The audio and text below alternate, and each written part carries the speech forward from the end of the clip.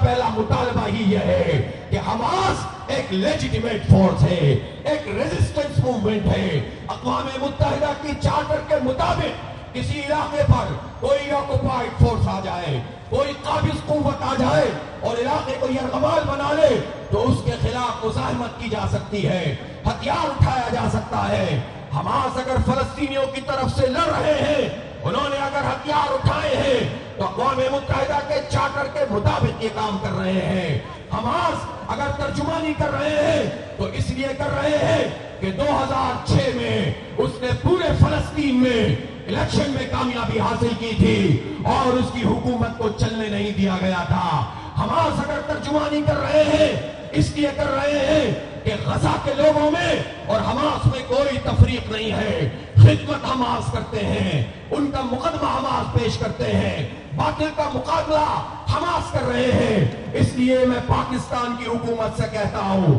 Hamas کو recognise کریں، Hamas کا دفتر پاکستان میں کھولا جائے اور پوری مسلم دنیا کے لوگ حماس کے دفاتر قائم کریں، بلکہ جتنے لائک مائنڈڈ لوگ ہیں، جتنے ممالک اس کیس میں ہمارا ساتھ دے رہے ہیں، ان سے بھی یہ کہا جائے اور کسی پریشر کو قبول نہ کیا جائے۔ امریکہ حماس کو دہشت گرد کہتا ہے، وہ امریکہ جو کروڑوں ریڈ انڈینز اور ان لوگوں کی لاشوں پر بنا ہے جنہیں افریقہ سے یرغمال بنا کر غلام بنا کر لایا گیا تھا اور اپنے مقاصد کے لیے جنہیں استعمال کیا گیا تھا۔ کروڑوں لاشوں پر جو امریکہ بنا ہو، جس نے ہیروشیما ناگاساکی پہ بم پھینکا ہو، جس نے ویتنام پہ لشکر کشی کی ہو، جس نے عراق میں انسانوں کو قتل عام کیا ہو، جس نے ایک تاریخی جھوٹ بولا ہو ٹونی بلیئر کے ساتھ مل کر اور پوری دنیا میں اپنی طاقت کے ذریعے یہ پروپیگنڈا کیا ہو کہ عراق میں ویپنز آف ماس ڈسٹرکشن موجود ہے، سوئی بھی برآمد نہیں ہوئی اور امریکہ نے عراق میں قتل عام کیا اور دواؤں سے ان بچوں کو محروم کیا، غذا سے محروم کیا۔ وہ امریکہ جو دنیا میں حکومتوں کے تختے الٹتا ہے، اپنی پراکسیز لڑتا ہے، وہ امریکہ جو اسرائیل کو طاقت فراہم کرتا ہے، وہ امریکہ اور وہ ڈونلڈ ٹرمپ جس نے ان ہتھیاروں سے بھی پابندی ہٹائی جو پچھلے صدر نے لگائی تھی اور یہ موقع اسرائیل کو فراہم کیا کہ مارو فلسطینیوں کو، قتل عام کرو، جینوسائیڈ کرو، نسل کشی کرو، جتنا مار سکتے ہو مارو، ہم تمہاری پشت پر کھڑے ہیں۔ ہم حیران ہو جاتے ہیں جب اقوام متحدہ میں قرارداد پیش ہوتی ہے اور ایک طرف پوری اقوام متحدہ کے ممالک ہوتے ہیں اور دوسری طرف امریکہ کا نمائندہ ہوتا ہے جو ویٹو کر دیتا ہے۔ یہ کیسی جمہوریت ہے؟ یہ جمہوریت کے نام پر جو فراڈ پوری دنیا میں ہو رہا ہے، نئی اقوام متحدہ کی اس دنیا کو ضرورت ہے۔ یہ اقوام متحدہ مظلوموں کا کیس پیش نہیں کرتی، ان کا مسئلہ حل نہیں کرتی، مسلمانوں کو مارجنلائز کرتی ہے، محکوم قوموں کو مارجنلائز کرتی ہے۔ اس کا نظام تمام تر اکثریت کے باوجود اقلیت کی بنیاد پر چلتا ہے جو جمہوریت کی نفی ہے۔ اس لیے امریکہ کی غلام اقوام متحدہ مسائل حل نہیں کر سکتی۔ امریکہ کی اجارہ داری ہے۔ وہ امریکہ اگر یہ بات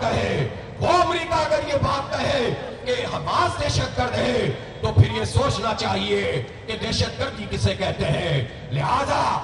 ہم یہ بات کہتے ہیں کہ امریکہ کی غلامی اختیار کرنا اور امریکہ کے کہنے پر اپنے صحیح موقف کو پیش نہ کرنا یہ قابل قبول نہیں ہے۔ حکمرانوں سے ایک مرتبہ پھر کہہ رہا ہوں، وارن کر رہا ہوں، ان لاکھوں لوگوں کی عدالت سے کر رہا ہوں اور یہ بات کہنا چاہتا ہوں، کوئی دو ریاستی حل نہیں، ایک ہی ریاست ہے اور وہ فلسطین کی آزاد ریاست ہے۔ اس لیے کہ فلسطین فلسطینیوں کا ہے، اس پر قبضہ کیا گیا ہے۔ 1897 میں صہیونی تحریک بنی تھی، پوری دنیا سے صہیونیوں کو لا کر بسایا گیا تھا اور یورپ نے اپنا گند مشرق وسطیٰ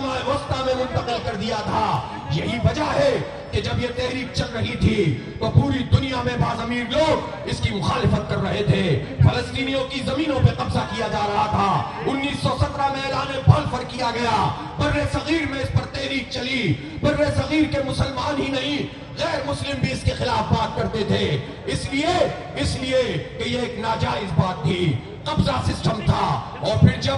جب اسرائیل کو ایک دہشت گرد ریاست کے طور پر ایک ناجائز طریقے سے مسلط کیا گیا تو پھر اس وقت بھی نہ صرف یہ کہ قائد اعظم محمد علی جناح نے بلکہ ہم نے دیکھا ہے کہ پوری دنیا میں بعض امیر لوگوں نے اسرائیل کو قبول نہیں کیا تھا۔ پاکستان کی اسٹیٹ پالیسی ایک ہی ہے کہ ریاست بھی ایک ہی ہے، فلسطین کی ایک ریاست ہے، اسرائیل نام کی جو چیز بھی ہے وہ مقبوضہ فلسطین ہے۔